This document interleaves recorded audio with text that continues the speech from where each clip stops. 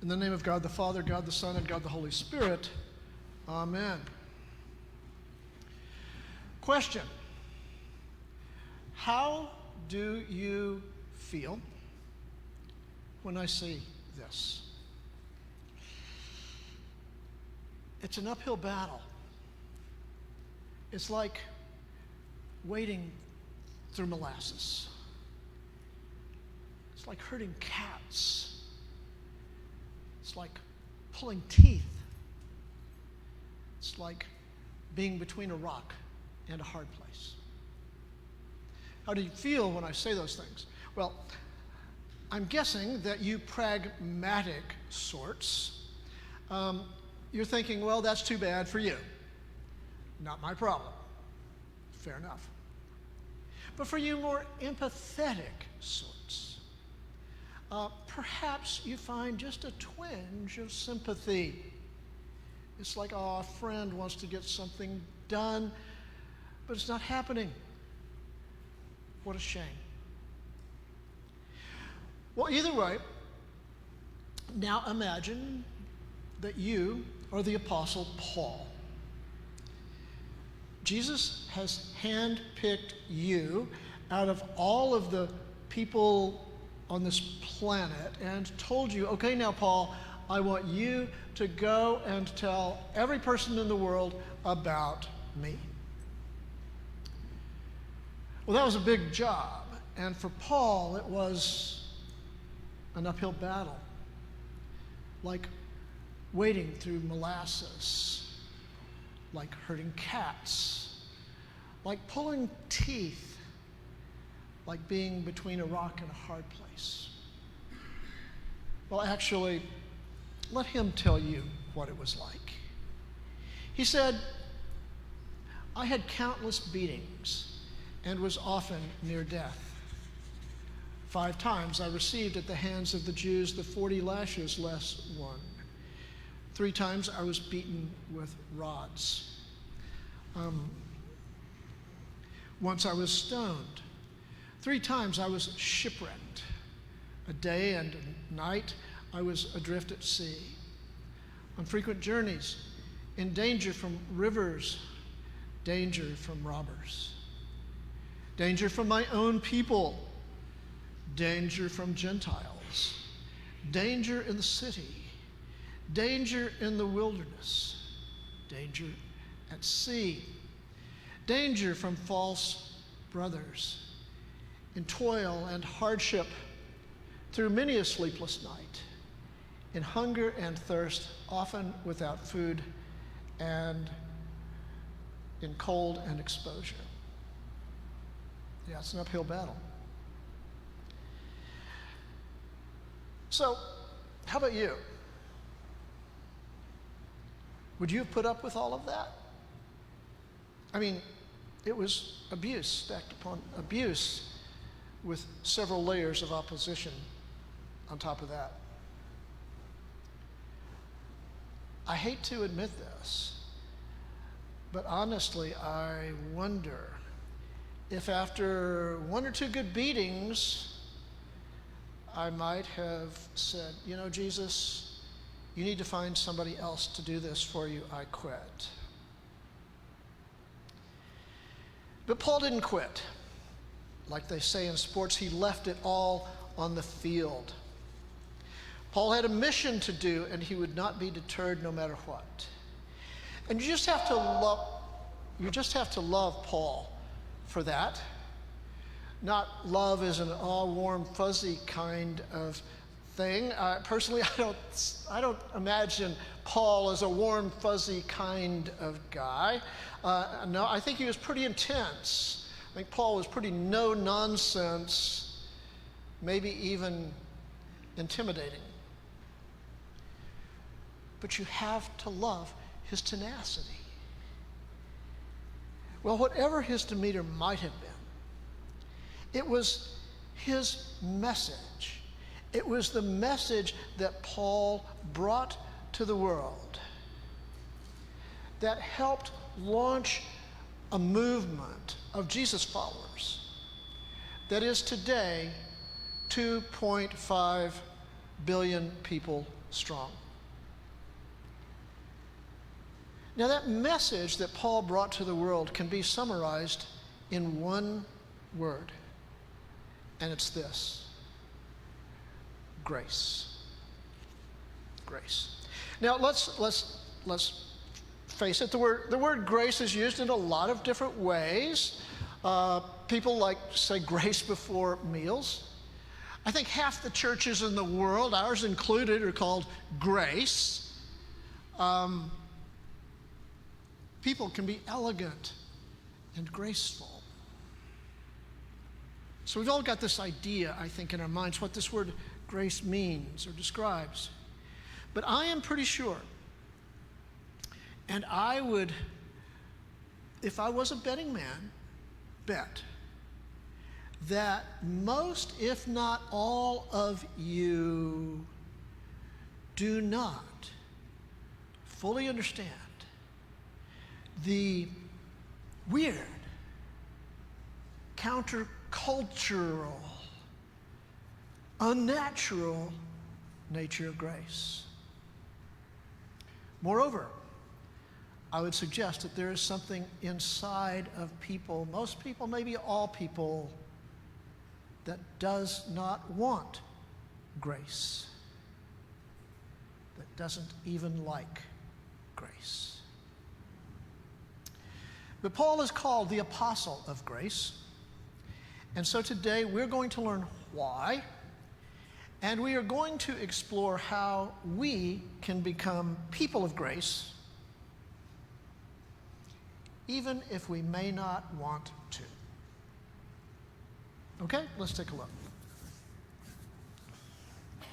So in the Bible, words matter a lot. And when a word is used frequently, over and over and over again, the importance of that word is magnified. We saw this last week with two words. In Paul's 13 letters to churches, Paul used the word hagios, or plural hagioi. He used in 13 letters, he used that word 40 times. And today we translate that word as saints. But when Paul was using the words, it literally meant someone who is set apart for God. So what Paul was saying is that followers are people who are set apart for God. Today we call them saints. An even bigger word for Paul was ecclesia. Ecclesia, the way Paul used it, he used it to describe a gathering or an assembly of who? Saints. Paul used this word, 13 letters, 67 times. And the best translation for ecclesia is community.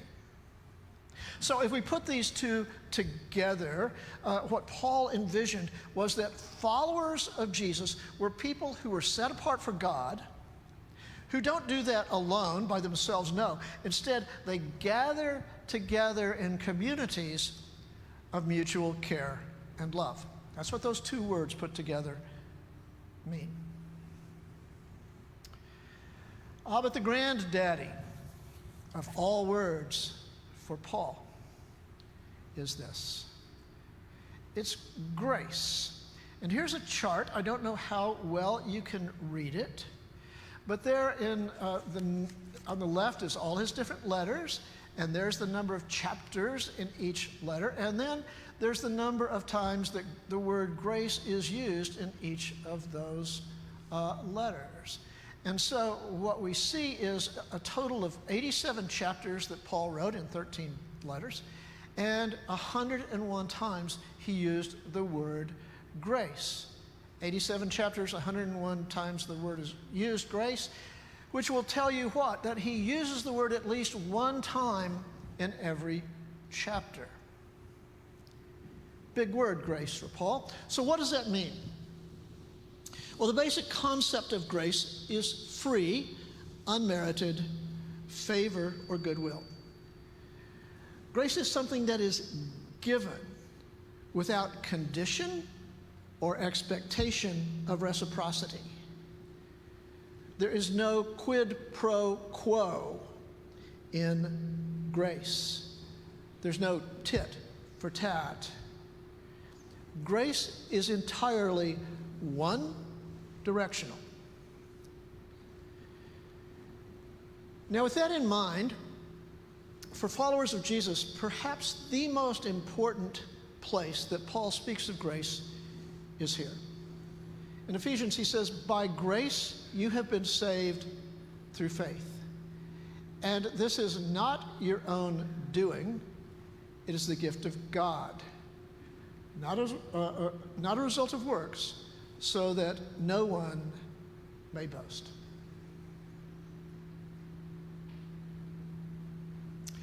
Okay, it's here where things begin to get weird.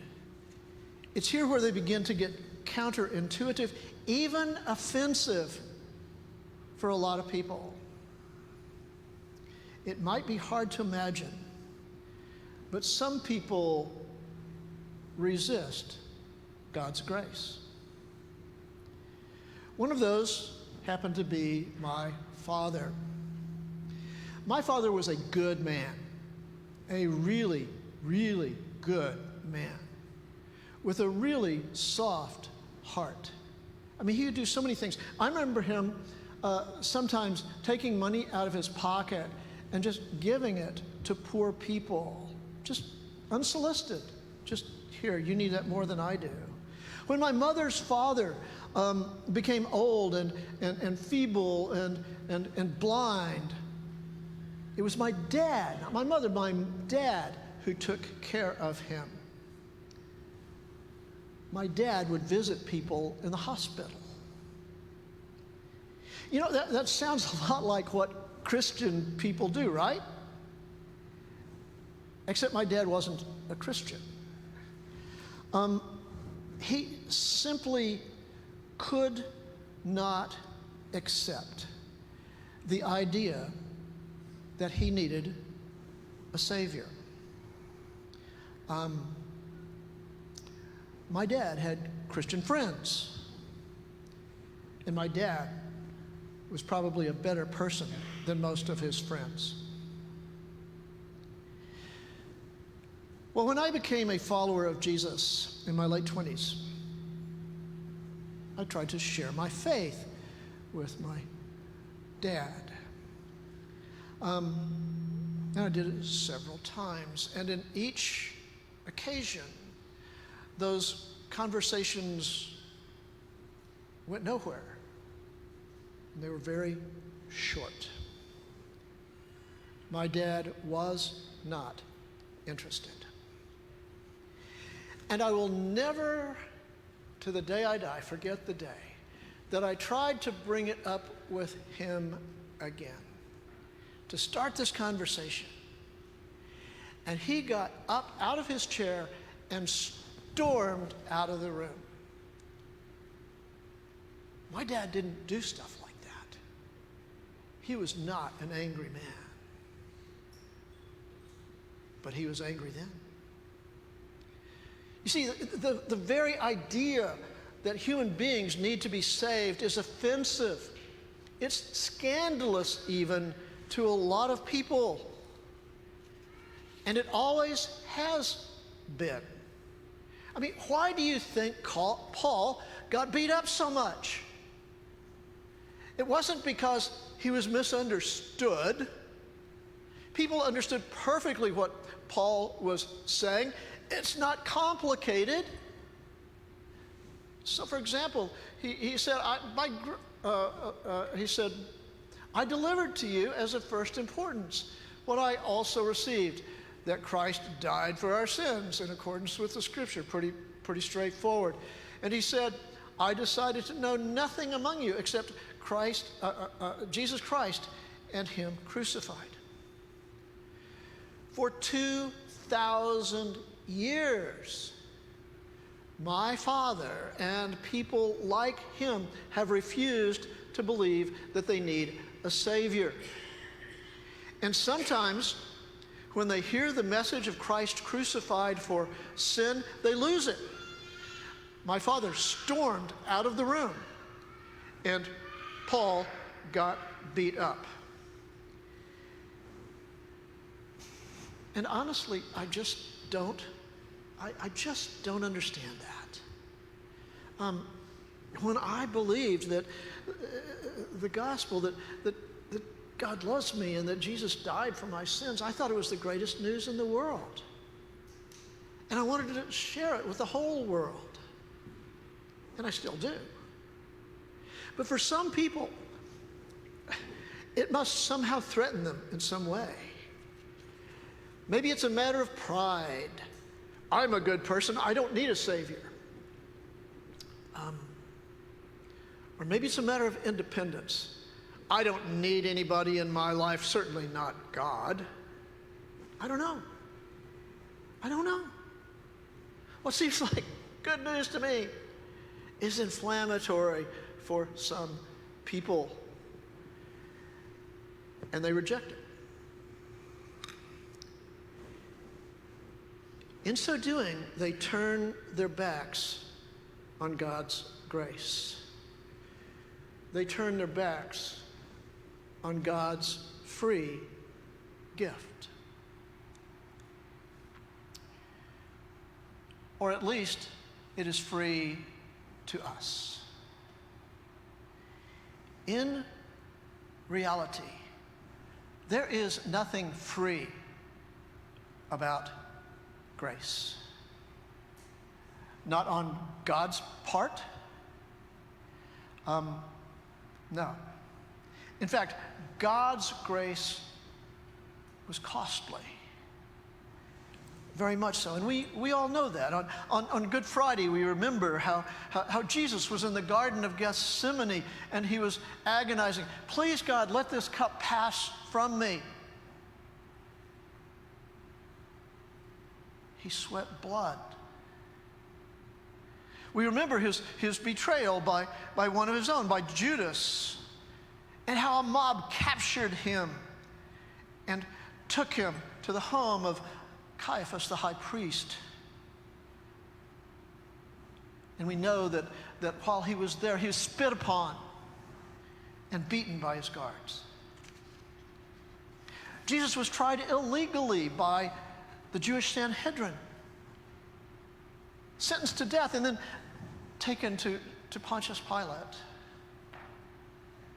where Jesus was stripped and beaten, scourged by soldiers. He was mocked. He had a crown of thorns put on his head. He carried his cross on his bloody back, and he was nailed to a cross where passers-by mocked and reviled him and verbally abused him in every way. And for hours he hung there, struggling for every breath until he finally died.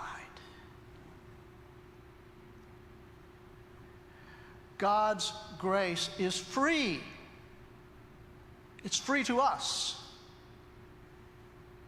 but it comes at a high cost. But you know what? That is the nature of grace. Grace is only free to the person on the receiving end of grace.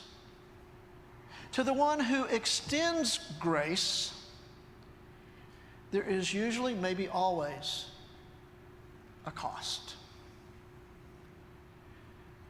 So, for example, you get mad at me. You wouldn't be the first. So you get mad at me and decide you're going to burn down my house. And you burn down my house. Fortunately, I get my dog Jack out just in time. But my house is still in ashes. What do I do with that? Well, my instincts, I'll tell you, is to burn your house down and to take a sledgehammer to your car. And if you've got a dog, watch out. Those are my instincts. But what if I forgive you? What if I forgive you? That's an act of grace, you see. If I forgive you, I absorb your wrongdoing. If I forgive you, I don't get even. If I forgive you, if I act in a gracious manner, I don't seek a payback.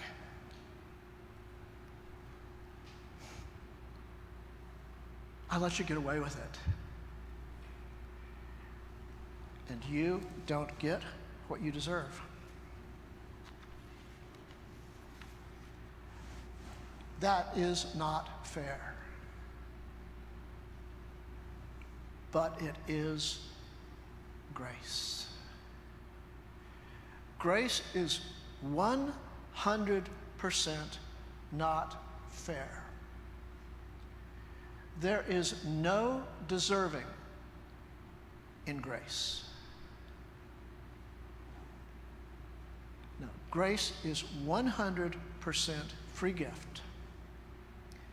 And that is a point that Paul drove home over and over and over again. It's all about grace.